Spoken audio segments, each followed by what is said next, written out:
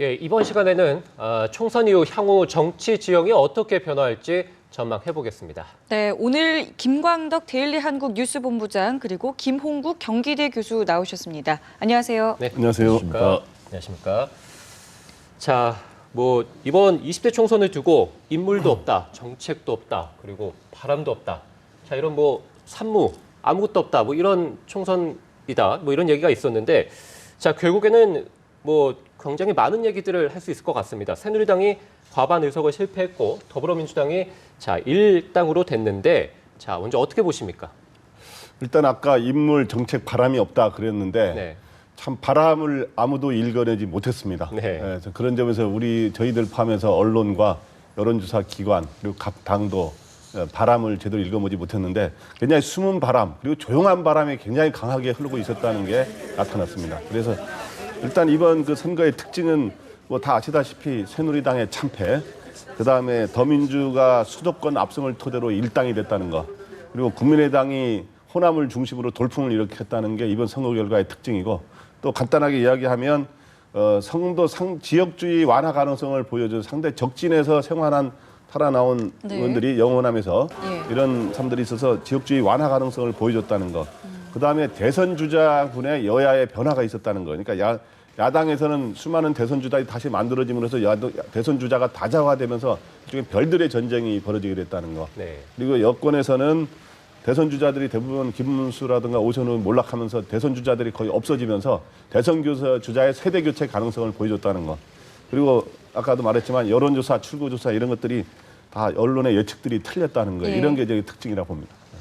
어떻게 보셨습니까? 네, 이번 선거를 통해서 보여준 유권자들의 심판의 바람이 매우 거셌다라고 평가를 합니다. 저희들도 사회 전체적으로 그런 흐름을 제대로 읽지 못했는데요. 그러나 그 저변의 흐름들에서는 일정한 흐름이 있었습니다. 왜냐하면 그동안의 민생의 위기, 국민들은 굉장히 삶이 고달팠습니다. 가계부채 문제 비롯해서 여러 가지 물가의 문제, 청년 실업의 문제 이런 문제로 국민들이 고통을 받고 있을 때 정치권이 너무 현실에 안주했습니다. 첫 번째로는 대통령의 국정 운영에 대해서 국민들이 일단 불만을 표했다고 볼 수 있습니다. 네. 여야 협의라든가 이런 상생의 정치 없이 계속해서 독주하면서 국민을 압박하는 또 국회를 심판해달라는 이런 정치, 이 국정 운영에 변화를 주라는 일단은 대통령과 행정부에 대한 심판이 있고요. 두 번째는 여당이 대통령의 이런 국정 운영에 대해서 적극적으로 조언하고 비판도 하고 이런 흐름을 가졌어야 됐는데 일방적으로 따라가면서 국정의 이런 흐름들을 왜곡시켰던 것. 이 여당에 대한 심판이 있었고요. 야당도 마찬가지입니다. 지역에 안주하면서 새로운 변화를 추구하지 못한 야당에 대해서도 수도권에서 그리고 호남 지역에서 이런 변화를 주면서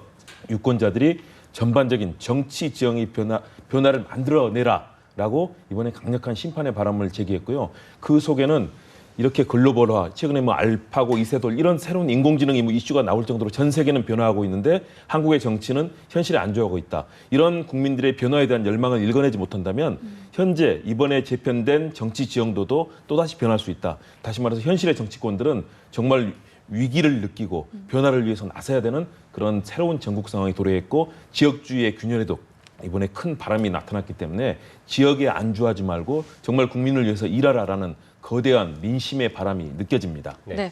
자, 그럼 먼저 새누리당 이야기부터 저희가 차례로 좀 짚어보도록 하겠습니다. 과반이 어렵다라고 이야기를 했는데 새누리당 엄살이 아니었습니다. 민심을 돌리기에 좀 부족했던 걸까요? 어떻게 분석하세요? 새누리당 예상이 다 과반을 넘어서 많은 여론조사 기관 예측은 155석에서 170석으로 이렇게 했는데 완전히 틀려도 보통 틀린 게 아니고 했는데 결국 결론적으로 엄살이 아니었던 걸로 확실히 드러났고 아까 이 여권의 국정 운영에 대한 민심의 준엄한 심판 이런 게 이제 결과로 나타났습니다. 그래서 그거의 가장 큰 이유는 뭐냐 하면은 일단은 이 야당에서 결과로 그렇게 평가를 했습니다마는 정부 여당의 경제 실정, 그리고 경제적 성과가 나타나지 않으면서 굉장히 민생이 고달프고 어렵지 않았습니까? 그래서 그런 거에 대한 어려움과 그다음 피로감 이런 것들이 결국에는 심판론으로 나타나지 않았느냐. 그래서 참 먹고 살기 힘들다고 하는 그러한 것들이 국민들한테 저변에 깔렸고 특히 이번에 이 선거에는 젊은 층들이 투표를 상대적으로 그러니까 고연령층이 투표율이 더 높긴 했습니다만은 상대적으로 젊은층 투표율이 높아졌어요. 20대 어디가 출구조사 결과는 20대 30대에서 투표율이 높아진 것으로 나타났는데 그러한 거로 인해서 화이트 칼라와 서민들의 어떤 경제에 대한 이런 어려움 속에서의 그런 것들이 견제 심리로 표출이 됐고 또 하나는 여권의 공천 내분 이 갈등이 격화된 것들이 악화돼서 결국에는 여당의 전통적인 지역 그 우세 지역인 강남과 분당 심지어 양천에서도 이렇게 뚫리는 그런 현상이 벌어졌습니다. 일단 그래서 결국에 종합적으로 말하면 여권의 이러한 좀 자만하고 이런 오만한 자세에 대한 국민들의 심판이 드러난 게 아닌가 이렇게 생각합니다. 예, 제가 한번 교수님께 한번 여쭤보겠는데요. 자, 지금 뭐 새누리당에서 무릎 꿇고 살려달라고 했는데 네, 결과적으로는 참패를 했단 말입니다. 자, 이제 누군가는 책임을 져야 될 거 아니겠습니까? 자, 김무성 대표도 있을 것이고, 자, 원유철 원내대표, 이한구 공천관리위원장도 있을 것이고, 대구에서 무릎 꿇고 살려달라고 했던 최경환 의원도 있을 것이고, 자, 여러 사람들이 있는데, 자, 뭐 이렇게 말씀드릴 수 있을지는 모르겠는데 책임 1순위는 누가 될 것 같습니까? 네, 일단 책임의 1순위는 결국 이번 공천의 파동을 이렇게 극단적인 양상으로 몰아간 저는 이한구 공천관리위원장이 일단 첫 책임의 당사자가 돼야 된다고 보고요. 예. 두 번째는 여당이 이렇게 부진한 이유는 단지 여당이 아닙니다. 왜냐하면 이 청와대와 행정부 그리고 여당이 같이 집권의 책임을 지고 있기 때문에 네. 저는 여기는 청와대, 박근혜 대통령과 청와대도 굉장히 중요한 책임이 있다고 봅니다. 이렇게 민생이 어려운데 정치에 대해서만 얘기하면서 특히 뭐 진박 간별사라든가 사실은 이거는 정말 정치에 있을 수 없는 정말로 블랙 코미디 같은 현상이죠. 네. 예. 그리고 읍소작전도 무수하게 뭐 반복이 되는 이런 부분에 대해서 국민들이 염증을 낸 거기 때문에요. 그리고 역시 여권의 대표로서 제 역할을 하는데 충실하지 못했던 김무성 대표도 마찬가지로 책임을 질 수 있겠죠. 그래서 저는 특히 제가 강남 쪽 민심을 아침에도 좀 들어봤습니다. 그랬더니 다들 그런 공천을 하고 어떻게 이기리라고 생각했느냐라는 그런 나이 드신 분들의 목소리를 제가 직접 여러 분을 들었거든요. 이런 만큼 이 부분에 있어서는 새누리당 특히 집권 여당의 책임을 다하지 못한 거, 이 정책에 문제가 있을 때는 적극적으로 조언하고 비판도 해야 되는데 도리어 비판하는 내부의 사람들을 잘라내고 그래서 진영 의원이 탈당하게 되고 유승민 의원 같은 경우는 아예 뭐 공천을 주지 않고 이러면서 당내에서 일어나는 양상들에 대해서 새누리당의 지지자들마저도 야 이런 공천을 통해서 어떻게 우리한테 표를 달라고 할 수 있느냐 뻔뻔하다 오만하다 이런 얘기를 했거든요. 그런 부분에 있어서 정말 집권 여당답게 이 뼈를 깎는 그런 자성으로 나가지 않는다면 또 다른 위기를 겪을 수도 있다라고 생각합니다. 예. 자, 그렇다면 반대로 더민주당의 선전은 저희가 어떻게 좀 해석을 해볼 수 있을까요? 더민주당의 선전은 일단 약간 여권이 굉장히 잘못했지만 예. 또 이건 더민주가 잘해서 국민들이 몰아준 건 아닌 것 같아요. 네. 더민주의 그렇다고 해서 19대 국회에서의 그러한 뭐 아무것도 제대로 의결을 못하는 그런 국회라는 비판도 많이 받았는데 그래서 여권은 이제 그거를 국회 심판론, 야당 심판론 제기했는데 국회 심판론, 야당 심판론의 결과로 나오지 않았고 그래서 야당이 잘한 건 아니지만 여권을 견제하기 위한 비판하기 위한 수단으로 더민주를 그런 브레이크의 수단으로 활용을 이번에 한 거기 때문에 여당이나 야당이나 둘 다 준엄하고 무서운 민심의 그러한 거를 정확히 알아야 되고 그래서 내년 앞으로의 당권 경쟁이나 내년의 대선 경쟁에도 여야 모두 거기서 이제 그런 거를 민심을 무서워하는 그런 걸 해야 될 것 같고 근데 구체적으로 더민주의 승리는 뭐냐 하면 젊은 층의 투표율이 굉장히 높아졌다는 거. 네네. 그리고 화이트 칼라를 비롯한 이런 것들 또 하나는 이 야권 지지, 이 견제를 하기 위한 야권 지지 성향의 유권자들이 전략적 투표를 했다는 거죠. 호남에서는 국민의당으로 완전히 몰아주지 않았습니까? 근데 수도권에서는 후보별로 뭐 일부 지역에서는 국민의당한테 몰아줬습니다만 괜찮은 후보들에는 대부분 그 표를 분산시키기보다는 더민주 후보로 전략적으로 굉장히 몰아줘서 심지어 새누리당 우세 지역에서도 근소하게 이기기는 그런 결과를 낳았습니다. 네. 예, 지금 뭐 더불어민주당 얘기를 하고 있는데요. 자, 어쨌든 더불어민주당이 수도권에서는 이겼고 반대로 국민의당은 또 호남에서 대부분의 의석을 다 차지했습니다. 자, 앞으로 어떻게 될 것 같습니까? 더불어민주당, 국민의당 원래는 이 야권 분열을 일으켜서 표를 떨어뜨릴 것이다라고 했는데 결국엔 둘 다 살아남았거든요. 자, 앞으로 야권 지역은 어떻게 될 것으로 보십니까? 저는 유권자들이 이번에 더불어민주당과 국민의당에 대해서도 강력한 경고를 했다고 봅니다. 더불어민주당이 승리는 했지만 본인들의 근거진, 자당의 근거진 호남을 사실상 거의 다 상실했습니다. 그리고 국민의당도 호남 지역에서는 됐지만 수도권에서 단 2석만이 이제 이번에 승리를 한 거죠. 예, 그렇죠. 그리고 전반적으로 이 호남 지역에서의 위상도 사실은 그렇게 탄탄한 것은 아닙니다. 왜냐하면 안철수 대표로 이루어지는 대표적인 인물들과 당을 구성하고 있는 중진 의원들 사실은 완전히 색깔이 다릅니다. 정책 방향도 다르고 거기에 뭐 천정배 의원, 또 박주선 의원, 박지원 의원 뭐 여러 구성원들이 완전히 다른 색깔이거든요.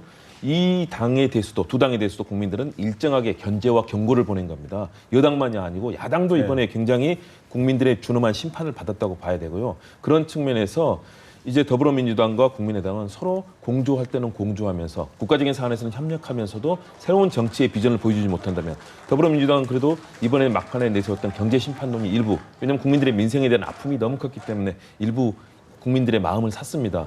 그리고 예를 들어서 필리버스터 전국에서 열심히 어쨌든 민주주의를 지키겠다 노력한 부분도 저는 일정하게 국민들에게 호소력은 있었지만 네. 그렇다고 해서 과연 더불어민주당의 수권 세력으로서 국민들의 인정을 받고 있느냐 아직 못 받고 있거든요. 그렇기 때문에 그 내용들을 채우면서 변화하는 양상 속에서 무조건 또 여권을 공격하거나 이거보다는 국정에서 이 능력을 인정받을 수 있는 수권 정당의 면모도 가질 수 있는 그런 적절한 협력과 경쟁의 관계를 통해서 더불어민주당은 호남을 앞으로 회복하지 않으면 어렵습니다. 국민의당도 이 호남에서만 어떤 정치적 역할을 할 수가 없습니다. 두 당이 때로는 새누리당과 협력도 하면서 경쟁도 하고 그러면서 세 당이 조율을 해야만 두 당이 합해도 180석이 안 되거든요. 새누리당과 뭐 서로 당들이 합하더라도 그렇다면 결국은 세 당의 역학 관계가 앞으로 큰 변화를 몰고 올 것으로 보입니다.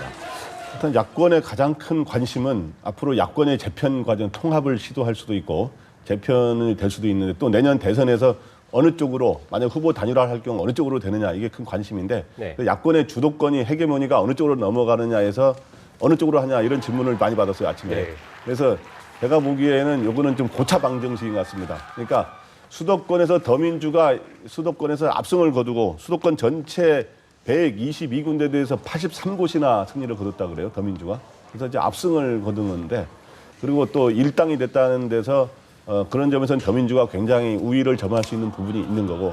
그런데 또 한 측면에 비록 의석은 국민의당이 밀립니다만은 야권의 전통적인 그 야권의 심장부라고 하고 하는 광주에서 전승을 8개 지역에서 전승을 거두고 호남 전체 28개 중에서 23석을 이루는 그런 호남 지역에서 압승을 거뒀기 때문에 네. 둘 다 그런 우위 서로 내세울 수 있는 우위의 점이 있어서 이거 단순 방정식으로 어디가 우위라 할 수 없고 예. 고차 방정식 여기서 앞으로 어떻게 이 대립과 갈등 그리고 협력과 경쟁 속에서 어떻게 예. 풀어가느냐 여기에서 이 승부가 날 것으로 보입니다. 예. 자, 이런 가운데 이번 총선에 아무래도 최대 승리자라고 한다면 국민의당이다라는 얘기가 지금 계속해서 나오고 있거든요. 자, 글쎄요. 국민의당의 이번 승리 어떻게 보시나요? 근데 국민의당은 당초 안철수 대표가 당선되고 국민의당이 원내교섭단체를 구성되면 정치적으로 서바이벌을 하면서 나름대로 활로를 찾아갈 거로 했는데 그보다 훨씬 높은 자기네가 최대치로 구성했던 40석에 가까운 그런 의석을 얻고 안철수 대표가 여유 있게 당선되고 수도권에서도 1+알파가 또 당선이 됐잖아요. 다른 지역에서.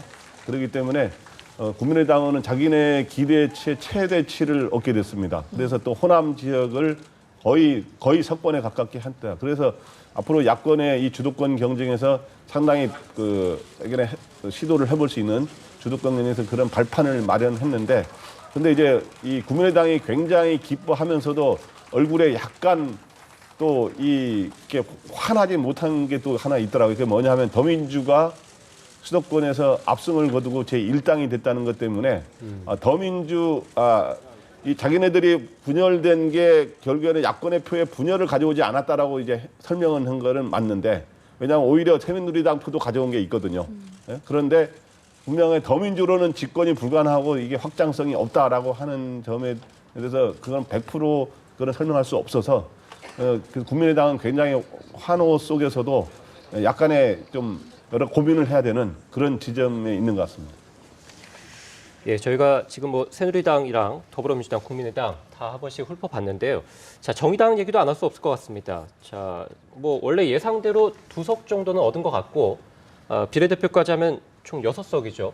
자, 아무래도 이 연대에 좀 실패하면서 아무래도 좀 벽을 넘지 못했나 싶은데 어떻게 보십니까? 네, 정의당 내부에서는 굉장히 안타까울 겁니다. 애초에는 사실은 그동안의 정치의 계절, 선거가 돌아올 때마다 야당 내에서 어떤 단일화를 통해서 정의당이 이 의석수를 불려나가는 그런 전략을 가졌었습니다. 그래서 당초에는 이번에 약 20석 정도, 지역에서 10석, 비례 10석 정도, 당초에서 내부에서 그 정도 수준까지 잡았었습니다. 예. 그랬는데 더불어민주당과의 연대에도 실패하고 이러면서 지역에서 굉장히 어려움을 겪었고요. 이번 심판풍이 결국은 정부 여당을 겨냥한 방향으로 가면서 이 야당 내 지형도 변화가 일어나면서 정의당이 존재감을 확보하는 데 실패를 했습니다. 좋은 정책을 내놓고 각 정책 사안마다 굉장히 최고의 정책을 내놨다는 그런 평가들을 그 시민단체나 언론에서 나왔었거든요. 네네. 그럼에도 불구하고 이 후보자들을 각인시키는 데 실패했고 정책의 우위성을 드러내는 데 실패했는데요. 어쨌든 진보 정당으로서 일정한 존재감은 확인했지만 그러나 앞으로도 시민들의 마음을 사기 위해서는 어떤 정치를 해야 되는지 한국 정치의 주요한 이 대중정당의 역할을 하기 위해서는 어떤 역할을 해야 될지 그런 고민을 내부에서 안게 된 그런 선거인 것 같습니다. 네, 알겠습니다. 저희가 두 분과의 이야기는 잠시 후에 계속해서 이어가도록 하겠습니다.